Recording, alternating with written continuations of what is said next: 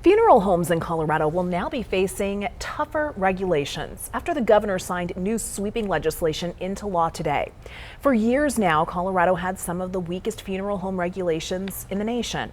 It was the only state in the country that didn't require funeral home operators to be licensed. And now that's all changing after several high-profile cases of fake ashes being given to grieving families. Denver 7's Brandon Richards shows us how these new regulations will try to keep that from happening again.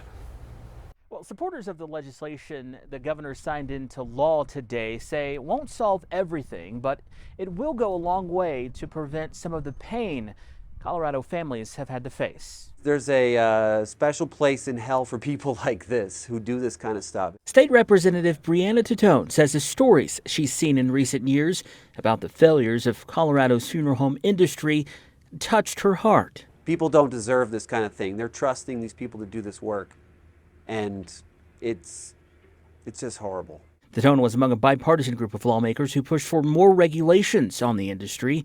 Families deceived by funeral homes lent their support, including George Rosales. It just blows your mind away. It feels like I'm in a Netflix movie. He had to grieve his wife twice after he says he was given the wrong ashes following her death in 2022. To relive someone's death is one of the hardest things to do.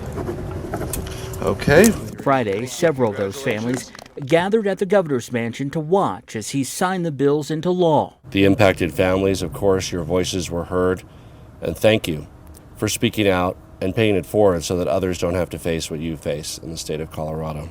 One of the bills the governor signed requires funeral home directors, embalmers, and other industry professionals to get a license to practice. They must also pass a national board exam.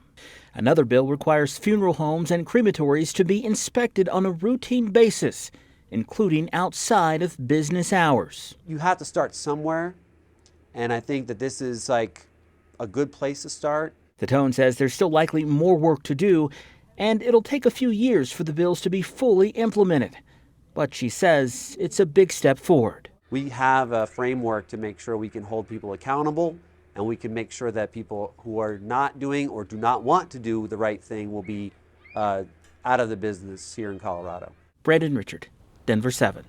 The governor also signed a bill expanding regulations on non-transplant tissue banks, requiring that they keep certain records and banning them from buying human remains. Going in depth, these new laws come after gruesome discoveries at 2 funeral homes in the state. Last year, nearly 200 bodies were found improperly stored at the Return to Nature funeral home in Penrose. That facility was demolished last month. The owners face more than 250 charges. In another high-profile case, the operators of a funeral home in Montrose were found to have sold body parts from hundreds of corpses. The former owner of the Sunset Mesa Funeral Directors, Megan Hess, is now serving a 20-year federal sentence.